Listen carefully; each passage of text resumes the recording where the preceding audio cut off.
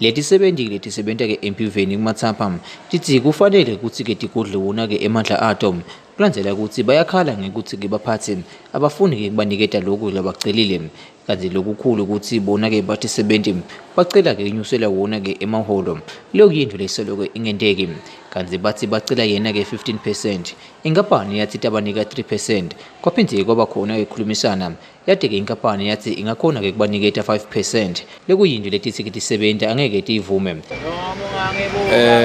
bethi demand ke 15% but ke management yathi ide 15% inkampani yabo ayikemkahle bana 3% sazama ke lokuthi abazame ukuthi bakhuphuke nabo ku that percentage nethi 70 nato because 15% bathi mkhulu kakhulu ake atehle tazama kwehla ke final offer yato bongu 11% tasinathi 11% haya soli management yangendi lutho yaqhubeka eMark 3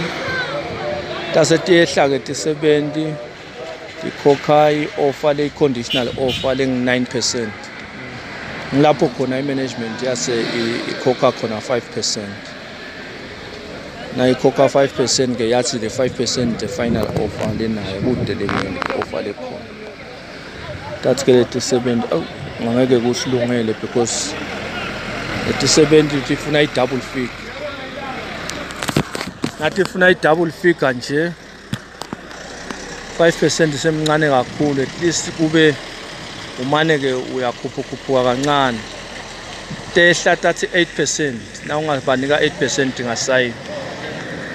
kude ke imanagement ekhona lekweta konke lokho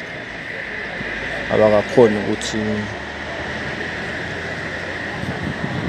bangete percentage solo nje bathi bona bana 5 sambile saka smart sabathe siyakhuluma nakhona bemak 5 so ngiyabheka ukuthi ithini inqubeka phambili 37 sine lebe sikutsho bese imanagement ayizame ukuthi ingete lokuncane lengangeta because lo 5% muncane kuleti 7 umsakato ubese ke ushayela make nombulelo mhlanga Blanche lo general manager khona ke eMbhiveni lokhathile ke icingo nakeva ukuthi nithatheli wathi yena ke ungumntwana etindzabeni temsakato yemaswati channel ngingeri Carlos ngumathapha.